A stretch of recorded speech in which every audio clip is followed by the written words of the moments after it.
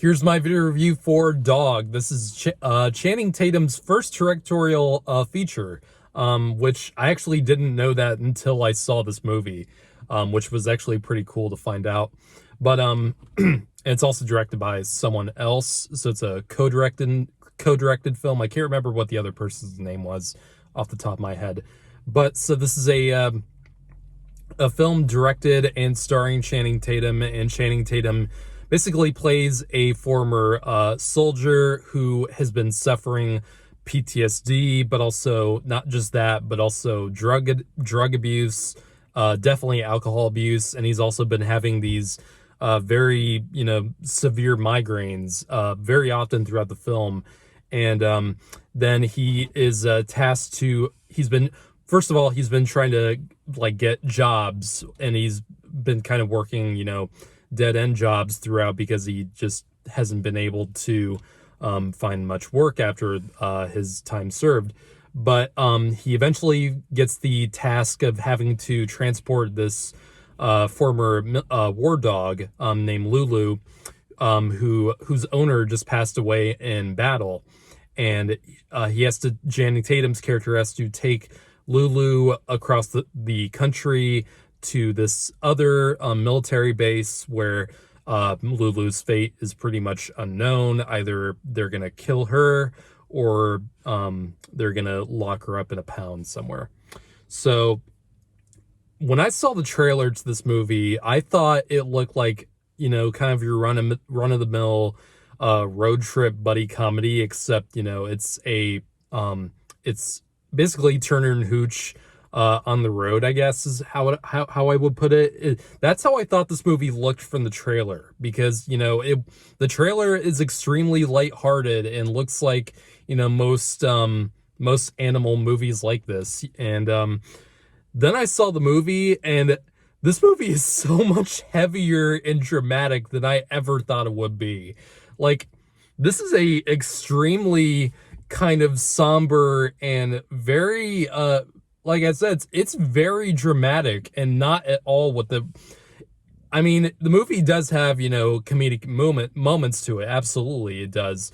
But that's not the majority of how this movie is played out. Like, this is like I said, it's about PTSD, and the movie focuses hard on that aspect of it. Like, this is a very, mature movie in terms of that subject matter. Like, it does not play that off for like jokes like you would imagine it would from the trailer. The trailer should almost be false advertising, because it really does not really sell what the movie's tone is, at least in my view, like, to a larger extent. But I really enjoyed this movie. I thought it was a lot of fun, despite the heavy nature that you find out the film is. Like, the opening scene, like after the credits, like, is basically it's dead silent, just Channing Tatum like on the floor of his little shack house, like a really shitty looking house. Like, it's like dawn, it's very dimly lit, and it's him laying on the floor and basically having one of these migraine freakouts, and he's grabbing a bottle of like whiskey and he's pouring it, and it's quiet, and it's like, whoa, like, it's shot like an episode of Euphoria kind of, and I was very surprised at how seriously Channing Tatum must have taken this subject matter. And props to him, because if this is his first directorial film, then he did a really good job with it. I think he has a very bright career, or very bright future in directing it, because I've always liked Channing Tatum. Actually, no, scratch that. I used to not like Channing Tatum and stuff, because he used to star in a bunch of just schlocky action movies or comedies Then I saw him in 21 Jump Street, and then I started to get more of a sense of his chemistry and his ability to, not only be funny but also be, serious. And then he went on to make movies like Foxcatcher, which, really utilized his dramatic efforts. And he's kind of been able to stay with that. And of course, Magic Mike, can't of course you can't forget Magic Mike. And yeah, he's very good in this movie. I do have a problem with his with the writing of the film and a little bit with his performance, but I'll get into that later on. The dog, of course, in this movie is adorable, and they trained it extremely well. The dog is actually a really good actor in the film. There's a lot of great little. They really shoot this dog well. Like, that sounds weird, but that there is an art to getting a good performance out of an animal actor. Like, I've seen movies where it's clearly done like the entire time they were just waving a treat in front of, behind the camera, in front of this dog's face, and they're clearly like, you can tell that that's how they got the dog or whatever animal it is to, do all this stuff. But no, you really feel, the dog in this film really does feel like a character. And I was very emotional throughout many points of the film, and especially a few moments towards the end, which, that is heavy stuff right there.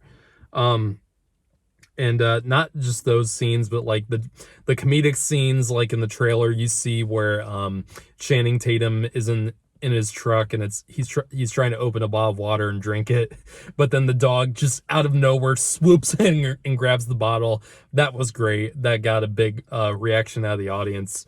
And you also got a few great supporting actors in the film. Bill Burr has a extremely fucking asshole performance in this. Like he's a very, in his stand-up, he kind of has that loudmouth, sarcastic, persona to him, but you can tell he's a really nice guy who just is passionate about what he's talking about.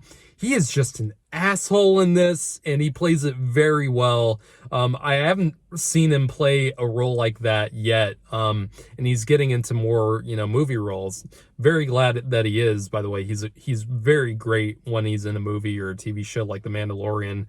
But yeah, I did have a few problems with the movie. There are a few subplots in the film that I feel like were very underutilized and weren't really given much exploration. I don't feel like Channing Tatum's character really had much outside of the dog arc, because there is a good arc with him and the dog. He doesn't really like Lulu at first, and then you see that he clearly grows to love her. And that clearly is the focus of the movie, and the focus is well spent. But other than that, there isn't a lot to this character. Like, you learn that he has a family, that he has a daughter and ex-wife, and he doesn't really have a good relationship with that. And there's one scene that's dedicated to it where he goes to visit them, and he kind of gets the door shoved in his face, and that's it. Like, there's literally no development with that whole subplot at all, and that was very weird to me that they chose to talk about it, and yet they spent almost no time, like having an arc to it. It just felt very very rushed, and it felt like it didn't need to be in the movie at all. And there were other, subplots in the film that kind of happen but aren't really given enough context or subtext to make it feel believable. I won't go into specifically what those subplots were, but it's throughout the movie, and it did kind of distract me and pull me out of it.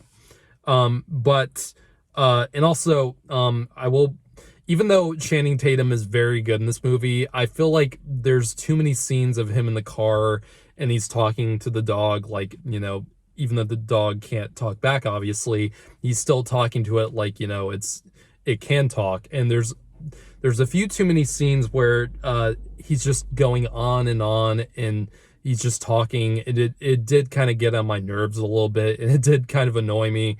And it did kind of bring me back to the days where I didn't like Channing Tatum and some stuff.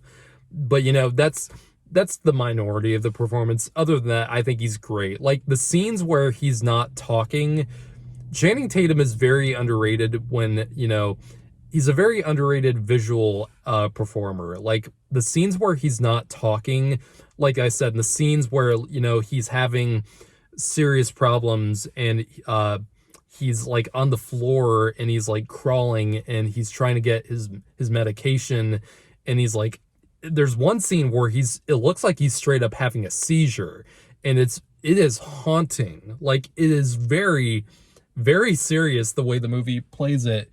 But those scenes like knocked my socks off. I thought those were great.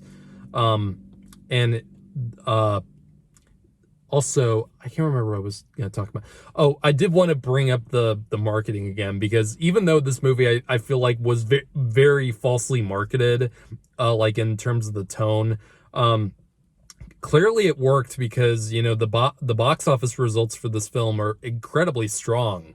I went to see this actually yesterday. I didn't have time to do my review yesterday, but the audience I saw it with at the theater, this movie's been out for like a week and it's still doing gangbusters. Like the crowd I went to was almost sold out. And that kind of blew me away. But clearly the marketing did work to get people to see it. And, you know, it has a very strong critical performance. Audiences seem to like it.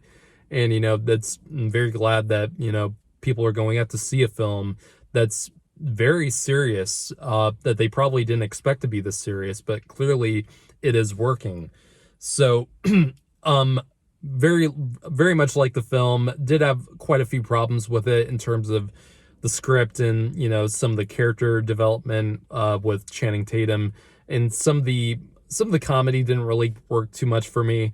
The sparse moments in there, but overall, I think this film was a very good time, and I'm very glad I saw it. There's a lot of heart to it, and I think Channing Tatum has a lot of directorial talent in him coming out of this film.